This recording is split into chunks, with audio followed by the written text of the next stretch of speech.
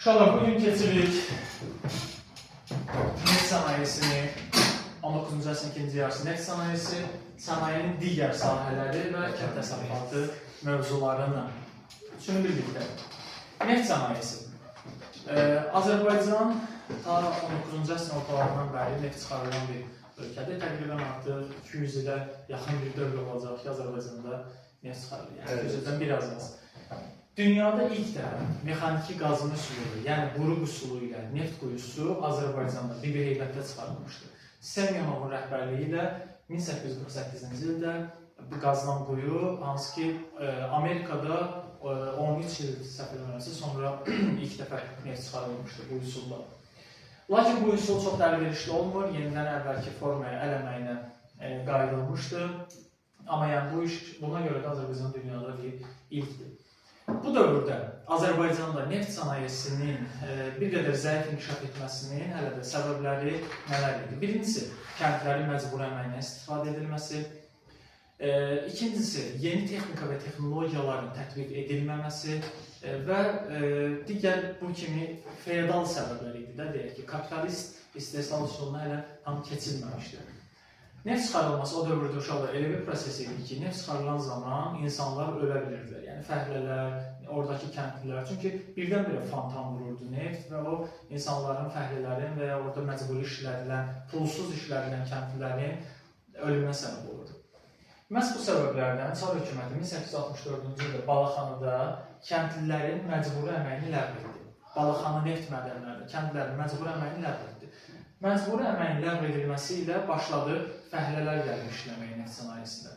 Baxın, özünüz sadəcə məntiqlə düşünün. Kəndlini məcburi şəkildə çağırıblar neft çıxarılması prosesindən.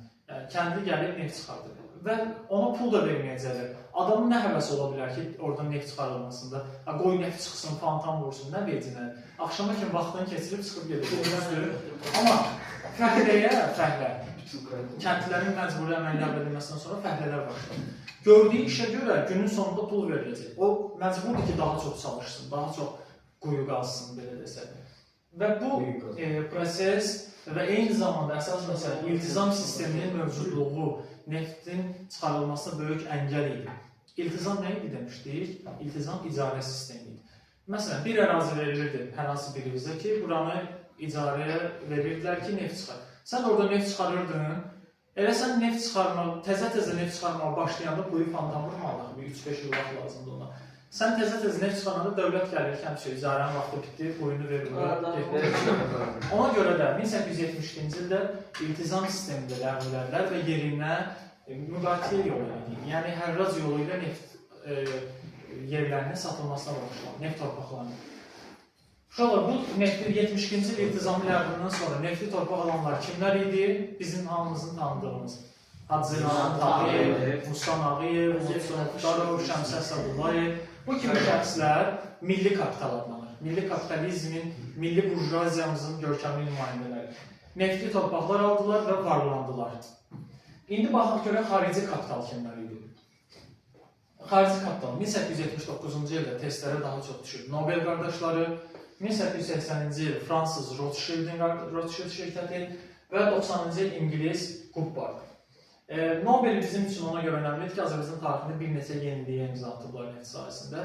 Goodbar'da da ki, Hacı Zeynalabdin Tağıyev öz neft şirkətlərinin, neft torpaqlarının böyük bir hissəsini, təqribən 90% hissəsini 1890-cı illərdə İngiliz Goodbar'da satmışdı. Bu cəhətdən də bu önəmlidir. İndi gələk neft çıxarılması ilə bağlı hadisələr.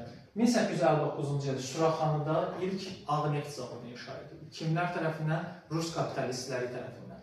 Bu önəmlidir. Rus kapitalistləri tərəfindən ilk ağ neft zavodu. 1863-cü ildə Cavad Məlikov tərəfindən neft çıxarılmasında ilk dəfə soyuducu sistemlərdən istifadə edilməsi olmuşdur. Ağ neft zavodunda ilk dəfə soyuducu neft sistemlərindən istifadə olmuşdur. 73-cü ildən etibarən Azərbaycanda neft çıxarılmasında buxar mühərriklərindən istifadə edilmişdir. Bu da neft çıxarılması prosesini sürətləndirmişdir. 78-ci ildə ilk neft tankeri Xəzər dənizində doğulmuşdur. Neft tankeri nədir? Əvvəllər neft daşınırdı, tutaq ki, dəmir yolu və s. vasitəsilə.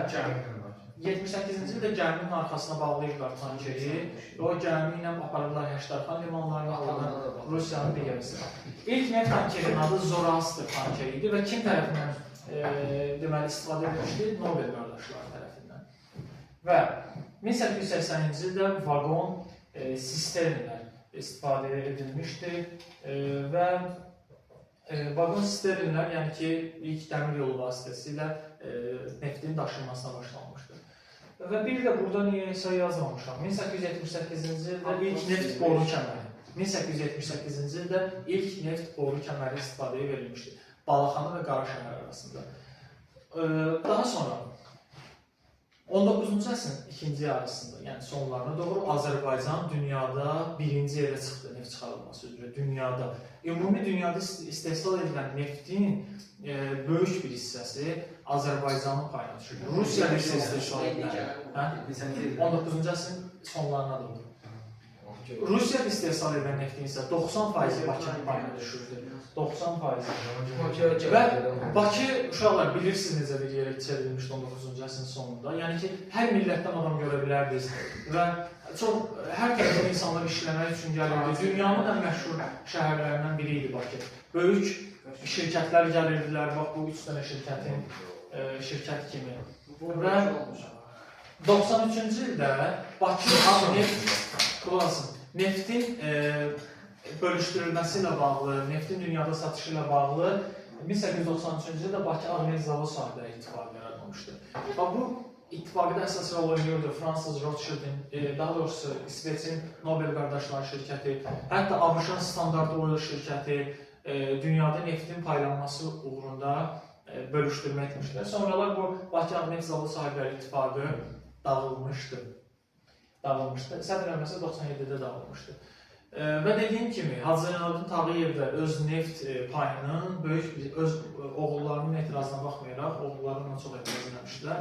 Ancaq bütün demək olar ki, neft payını kiçik bir hissəsinin özünü saxlamaqla bu İngilis Goodward'ın bankiri idi, bank sahibi idi. Goodward'a satmışdı və öz yatırımını digər sahələrə, toxuculuğa, balıqçılığa və digər sahələrə yatırmışdı Tağıyev. Neft sənayesi belə, bu qədər. İndi biz keçəcəyik 20-ci əsrin əvvəli dünya iqtisadi böhran dövründə 1929-cu ildə Bakıda neft sənayesi tamamilə tənəzzül dövrünü keçirir və ABŞ Azərbaycana keçib birinci olur. Onu deyəcəyim dərslərdə.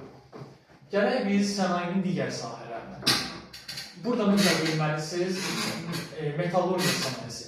1865-ci il Gədəbəy mis əritimə zavodu, 1883-cü il Qalakən mis saflaşdırma zavodu. Bu zavod Rusiyanın, ümumiyyətlə o boyda Çar Rusiyasında ilk dəfə mis saflaşdıran bir zavod idi ki, Azərbaycanda tikilmişdir. Bizim üçün önəmli məqam hər ikincisini kim tikdirmişdi? Kimlər? Alman sənayesi, Siemens qardaşları. Siemens qardaşları şirkətləri tikmişdir. Bu Gədəbəy ilə Qalakən testlərə həddən artıq çox düşür testlərə, mütləq şəkildə. İpək sənayesinə baxsaq, uşaqlar, ipəkçiliyi ilə məşhur yeri haradır? Nuxa və yaxud da Şəki adlandırdığımız bu şəhərdə, yəni Şəkidə. Və tarix qədim dövrdən bəri deyildi Şirvanda, Şamaxıda və Şəkidə. Yəni ki, 61-ci ildə Şəkidə böyük ipək fabriki tikilmişdir. Pambıqçılıq əsasən bu dövrdə İrəvanda da yayılmışdı, Naxçıvanda da, Azərbaycan digər rayonlarında da və Azərbaycanda ilk dəfə 1882-ci ildə Naxçıvanda pambıq təmizləmə zavodu istifadəyə verilmişdir. Balıqçılıq sahəsinə baxsaq, dedik ki, bu testlərə düşən digər bir məqam da budur. Azərbaycanlı fəhlələrin ən çox işlədiyi sahə hansı idi sizdən soruşsalar? Balıqçılıq sənayesi idi. Balıqçılıqda Azərbaycanlı sahibkarlar 19-cu əsrin ikinci yarısında əsas yer tuturdu. O cümlədən Tağıyev və digərləri balıqçılığa böyük yatırımlar etmişdilər. Nəqliyyatdır, rabitədir, ticarətdir, bu sahələrə baxsaq, ən çox testə düşənlərdən biri də 1883-cü il Bakı-Tiflis dəmir yolunun çəkilməsidir. Bakı-Tiflis dəmir yolunun çəkilməsi Azərbaycanı Qara dəniz vasitəsilə digər limanlara, digər ölkələrə neft daşınması və digər daşınmaları artırmışdır. 1900-cü ildə Bakı, Dərbənd, Petrovsk, yəni Mahaçqala dəmir yol xətti çəkilmişdi. Rusiyanın daxili kəndlərinə doğru müxtəlif yüklərin daşınmasında böyük rol olmuşdur. 1860-cı illərdə, 60-cı illəri yazmamışam, 60-cı illərdə Azərbaycanın bir çox şəhərlərində başlı teleqraf xətləri çəkildi. Bakı, Şuşa, İrəvan, sonra Tiflisdə, Şamaxı və digər ərazilərdə teleqraf xətləri çəkilirdi. 86-cı ildə isə Bakıda ilk mərkəzləşdirilmiş telefon stansiyası istifadəyə verilmişdir. İlk mərkəzləşdirilmiş telefon stansiyası. Bundan başqa, 19-cu əsrin sonlarında Bakıda 3 dənə yenilik olmuşdur ki, bunlar da testlərə düşür. Birincisi, birja fəaliyyətə başlamışdır. Birja bilirsiniz nədir? Birja hansı ki, elə yerdir ki, orada məsələn, neftin qiyməti müəyyənləşir, orada dolların qiyməti, valyutaların qiyməti müəyyənləşir, qızılın qiyməti müəyyənləşir. Məsələn, deyil, New York birjasına əsasən, məsələn, 1 manat neçə dollar? Bank kimi bir şeydir. Hə, elə bir şeydir. Yəni, iqtisadi məsələlər orada müəyyənləşir. Və Bakıda da 19-cu əsrin sonlarında ilk birja fəaliyyətə başlamışdır. Yarmarka fəaliyyətə başlamışdır 19-cu əsrin sonlarında. Birja, yarmarka, bir də bir dənə şey var idi, deyim sizə, Merkuri cəmiyyəti var idi. O da Azərbaycanın, xüsusən Bakının elektrikləşməsində, işıqlaşmasında böyük rol oynamışdı 19-cu əsrin sonunda. Belə, 1900-cü ildə isə Tağıyevin toxuculuq fabriki fəaliyyətə başlamışdı. Səhv eləmirəmsə, Memar Qastovskinin layihəsi əsasında tikilmişdi. Ancaq bu təkcə fabrik deyildi, bir şəhərci idi Bakıda. Orada fəhlələri yaşayırdılar, ailələri ilə birlikdə təhsil alırdılar, xəstəxanası var idi, məktəbi var idi. Bütün orqanlar, idarələr var idi ki, orada bir ayrıca şəhərci idi, məhz Tağıyev saldırmışdı 1900-cü ildə. Məhz Tağıyev burada işləmək üçün həmin fəhlələrin uşaqlarını və digər uşaqları xarici oxumağa göndərmişdi. Məşhur Nəriman Nərimanov tanıyırdı ki, Tağıyevin həkim olaraq oxumaq üçün xaricə göndərdiyi tələbələrdən biri idi. Düzdür, Nərimanov sonralar Tağıyevə qarşı çıxmışdı. Nəysə. Belə. Uzun söhbət. Uzun söhbət. Özləri. Kənd təsərrüfatına baxsaq, kənd təsərrüfatı əkinçilik və maldarlıqdan ibarətdir. Amma biz ilk öncə burja islahatlarının nəticəsini deməliyik. 1870-ci il islahatının əsas mahiyyəti nədir? Kəndlilərə torpaqların alqı-satqı obyektinə çevrilməsinə icazə verildi. Və sahibkar kəndlilərinə icazə verildi ki, öz pay torpaqlarını satın alıb torpaq sahibinə çevrilsinlər. Həmin torpaqları alanlar kimə çevrildilər? Qolçomaqlara, varlı kəndlilərə. Adam torpağını aldı, əkdi, becərdi, yavaş-yavaş varlandı və qolçomağa çevrildi. Və bu burja islahatları nəticəsində, 1870-ci il 14 may islahatı nəticəsində kəndlərdə təbəqələşmə sürətləndi. Ya varlı kəndlilər yarandı, ya ümumiyyətlə torpaqsız kəndlilər yarandı, ya da az torpaqlı kəndlilər yarandı. Torpaqsız kəndlərdə nə edirdi? Gedib günəmuz işləyirdilər, gündəlik işlərlə işləyirdilər. Biz niyəsə fikir vermişsinizsə, heç dövlət kəndlərindən danışmırıq. Hansı ki, özdə deyirik ki, dövlət kəndlisi ümumilikdə 10 nəfərdən 8-i dövlət kəndlisidir. Yəni, niyə dövlət kəndlisindən danışmırıq? Ondan da danışırıq. 1853-cü ildə dövlət kəndlilərinin bir yerdən başqa yerə köçmə hüququ ləğv edildi. Dövlət kəndliləri dövlətə vergi ödəyirlər, dövlət torpaqlarını işləyirdilər, çalışırdılar, amma hüquqları olduqca məhdud idi. Nə konkret torpaqları, sərhədləri məlum deyildi, nə istifadə elədiyi torpaqlar, belə də yəni çox qarışıq vəziyyətdədirlər. 1853-cü ildə də dediyim kimi ləğv edilmişdir. Dövlət kəndliləri haqqında islahat 1900-cü ildə keçirildi, onu keçəcəyik növbəti kürsülərsə. Kənd təsərrüfatının sahələri barmaqçılıq, pambıqçılıq, çəltik, tütün, üzüm, biyan və s. idi. İndi baxaq ayrı-ayrılıqda. Barmaqçılıq və ipəkçilik istehsalı həmişə ən çox harda olur?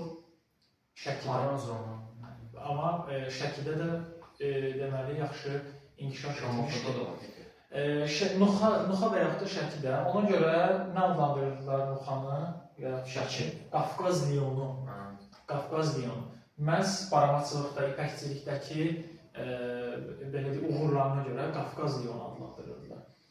Pambıqçılıq dedik ki, İrəvanda var idi, İrəvanda inkişaf etmişdi. Sonra 1882-ci ildə Naxçıvanın pambıq təmizləmə zavodu tikilmişdi. Ən önəmli məqam mütləq testlərə düşən pambıqçılığa nə deyilirdi? Cavab müstəmləkə bitkisi deyilirdi. Pambıqçılıq, pambıq müstəmləkə bitkisi hesab olunurdu. Fikir verin, düzdür, burada şeyin də önəmi var ha, torpaqların əlverişli olmasının da, yəni coğrafiyadan bilirsiniz. Özbəkistandır, coğrafiyadan keçirsiniz, Özbəkistandır, Qazaxıstandır, Türkmənistan və s. və daxil. Buralarda da pambıqçılıq hələ yüksəkdir. Bizdə də pambıqçılığı inkişaf etdirməyə çalışırlar. Bu mənasız bir ənənədir əslində Rusiya dövründən qalma, Çar Rusiyası dövründən. Yəni pambıqçılıq ümumiyyətlə müstəmləkə bitkisi hesab edilir. Niyə müstəmləkə bitkisi? Niyə müstəmləkə bitkisi hesab edilir? Pambıq əkini belə çox əmək sərf edirdi o dövrdə. Hamı gedirdi, işləyirdi, 3-5 manat qazanırdı, qazanmırdı. Amma hamı başı qarışırdı da bütün günü. Gedirdi, işləyirdi. Sovet dövründə nə bilim, babalarımızdan, indi atalarımız, analarımız cavan deyirəm ki, eşitmişsiniz də ümumiyyətlə ki, hər gedirdik pambıq yığmağa. Sovetin vaxtında şey. Səhərdən axşama kimi gedirdilər, başlarını qatırdılar. Çəltik istehsalı Lənkəranda bir də Şəkidə var idi. Tütünçülük. Tütünçülüklə bağlı mən test görmüşəm, harada bilmirəm, müəllimlər işə qəbulunda ya unutmuşam harada. Deyir ki, ümumiyyətlə sual belə idi ki, bu sahənin inkişafını xaricdən gətirilən məhsulları gömrük rüsumu qoyulduğu üçün daxili inkişaf artırmaq istəyirlər. Və cavabı tütünçülükdür. Bir də deyirəm, tütünçülükdə əsasən o dövrdə Osmanlıdan tütün növləri gətirilirdi. Samsun, Trabzon və s. növləri gətirilirdi. Onların idxalına, yəni ölkəyə gətirilməsinə böyük gömrük rüsumu qoyulmuşdu. Çoxlu gömrük rüsumu qoyulursa, təbii ki, onu gətirilməyəcək də heç kim. Ona görə də ölkənin daxilindəki tütün növləri daha çox istehsal edilirdi. Daha geniş istehsal edilirdi. Bu tütünə aid. Üzümçülük də o dövrdə geniş yayılmışdı. Üzümçülük daha çox SSR dövründə geniş yayılmışdı. Üzümçülüyə uyğun şərabçılıq da var idi. Əsasən qərb rayonlarında Azərbaycan. Biyan kökü istehsalda yayılmışdı. Bundan həm dərman kimi istifadə edilirdi. Bunu dedik, Qafqaz diyonu, Nuxa və yaxud da Şəki adlandırılırdı. Sırf baramaçılıqdakı uğurlarına görə. Müstəmləkə bitkisi pambıq. Bu dövrdə uşaqlar əhalinin ödədiyi vergilər. Malcana öz yerindədir, bəhri öz yerindədir. Bir dənə də